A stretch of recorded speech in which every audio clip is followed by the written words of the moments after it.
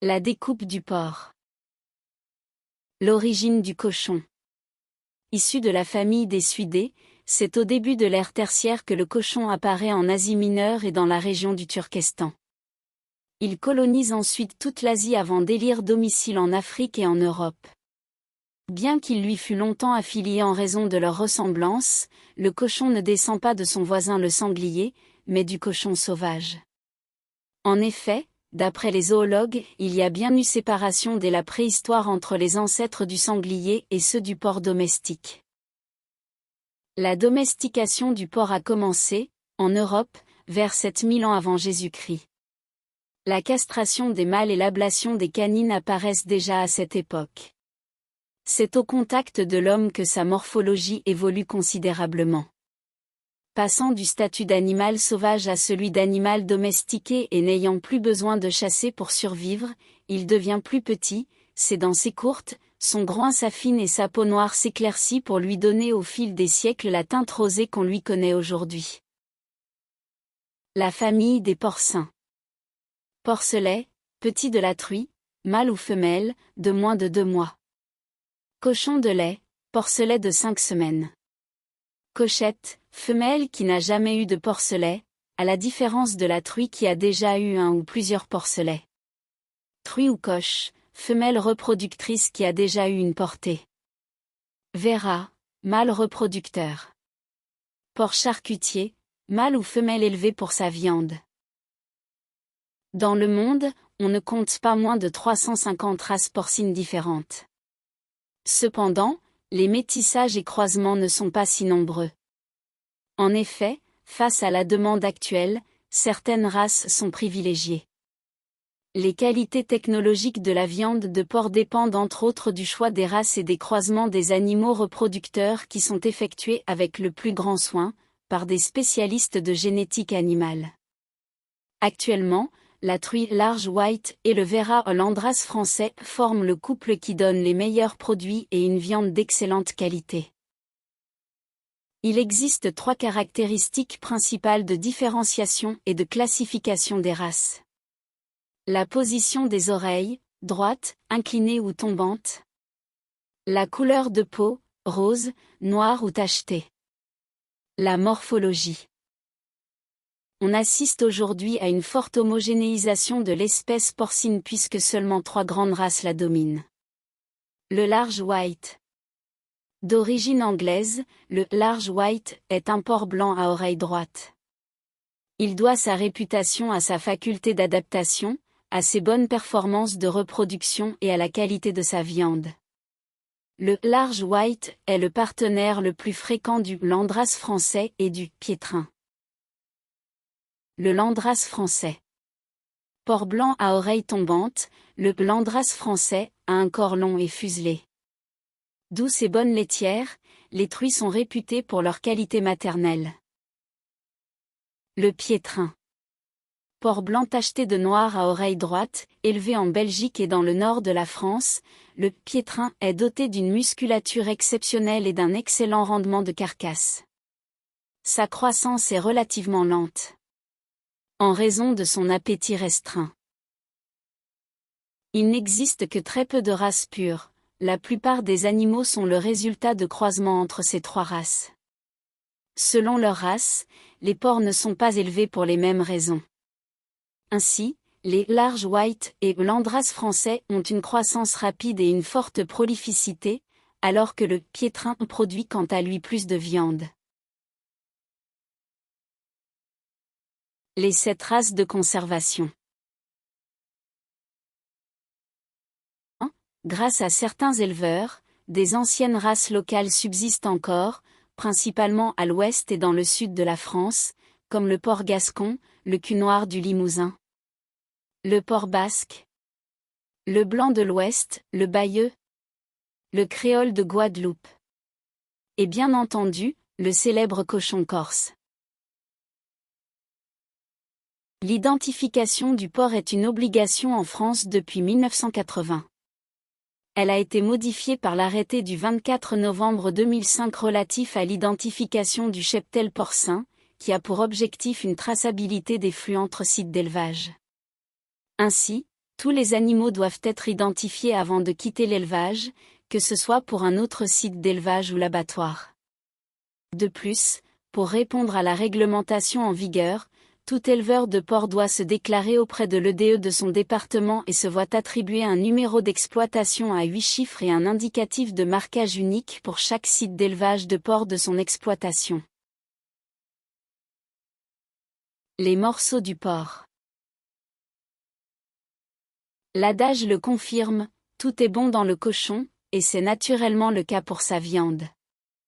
Le porc offre une très large palette de goûts, de textures et de possibilités culinaires pour répondre au goût de chacun.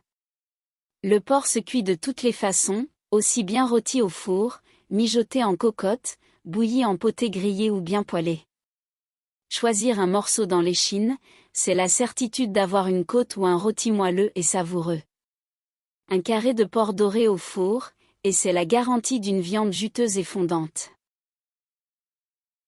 Le jambon est un grand classique qu'il soit braisé ou grillé, ou même cuit au four comme un gigot d'agneau.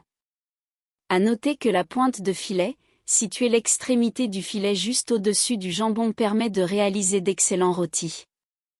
Les amateurs de choucroute choisiront le jarret, qu'on appelle aussi jambonneau, tandis que dans le sud-ouest, ce même jarret sera un des piliers du cassoulet. Les travers de porc font l'unanimité autour d'un barbecue, mariné et juste grillé, leur viande cuite à l'os et légèrement caramélisée saura séduire vos papilles. Quant au fameux filet mignon, morceau le plus tendre du porc, il ne faut surtout pas trop le cuire pour lui garder toute sa tendreté et sa saveur délicate. Les morceaux du porc. La découpe.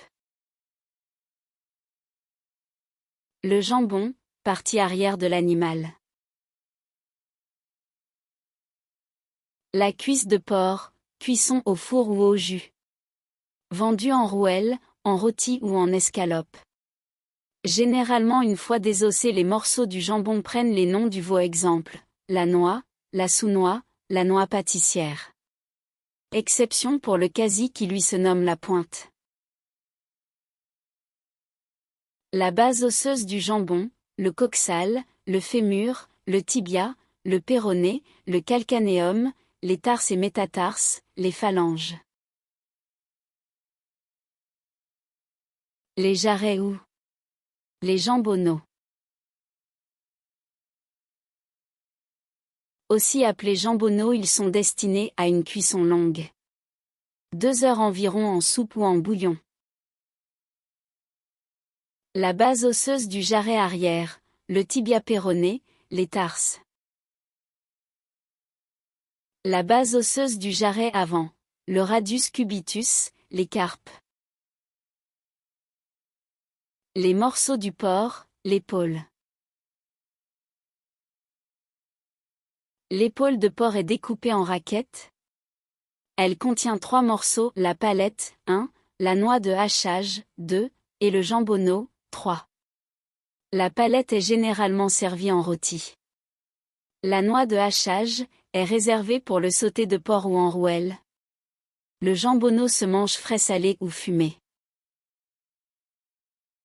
La base osseuse de l'épaule avec pied. Le scapulum, l'humérus, le radius cubitus, les carpes, les métacarpes, les phalanges. Les morceaux du porc, la poitrine. La poitrine contient le lard maigre, le plat de côte. C'est un morceau vendu avec os ou désossé, salé ou fumé, qui se cuisine dans les soupes ou grillé en tranches sur le barbecue. Les morceaux de la poitrine, le côti, la poitrine, la mouille. La base osseuse de la poitrine.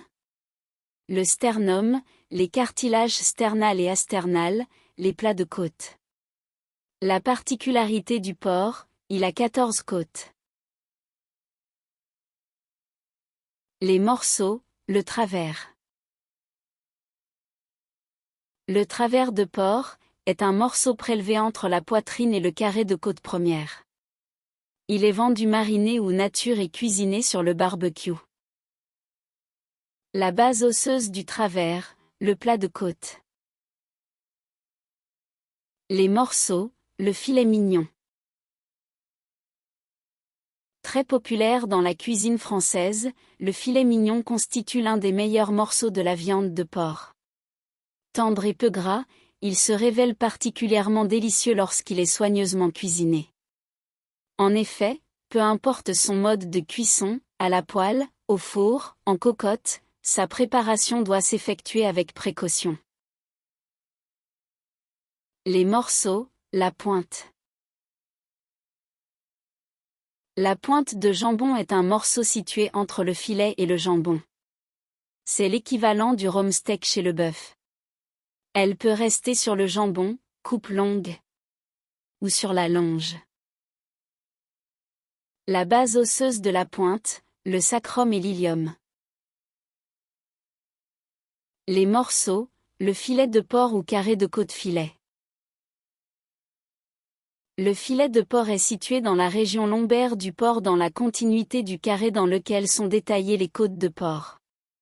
Le filet de porc et la pointe de jambon constituent l'extrémité de la longe de porc, juste au-dessus du filet mignon. Il offre une viande à la fois tendre et maigre. On dit qu'il est aussi tendre qu'un filet de veau, mais il n'est pas aussi large. Les filets de porc sont des morceaux très qualitatifs, particulièrement savoureux en rôti désossé.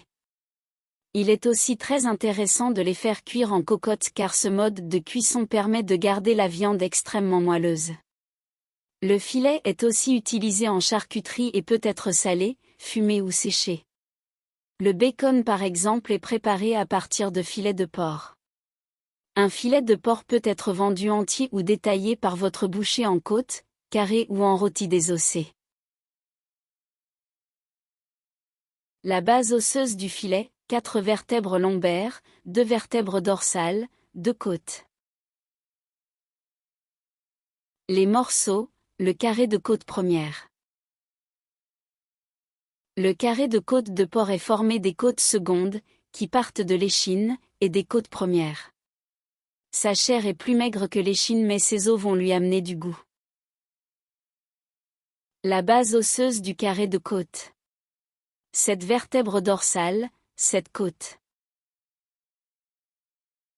Les morceaux, l'échine. L'échine de porc qualifie la partie supérieure du cou du cochon. Elle se situe entre la tête et le carré de côte. Il s'agit d'un morceau persillé à la fois goûteux, mais aussi moelleux et tendre, qui a l'avantage d'être moins sec que le filet de porc. La base osseuse du carré d'échine. 7 vertèbres cervicales, 5 vertèbres dorsales, 5 côtes. Voilà, c'est fini. Pour plus d'informations, reportez-vous, page 43 à 46, page 159, 224 à 225 du livre qu'utilise notre centre. À bientôt.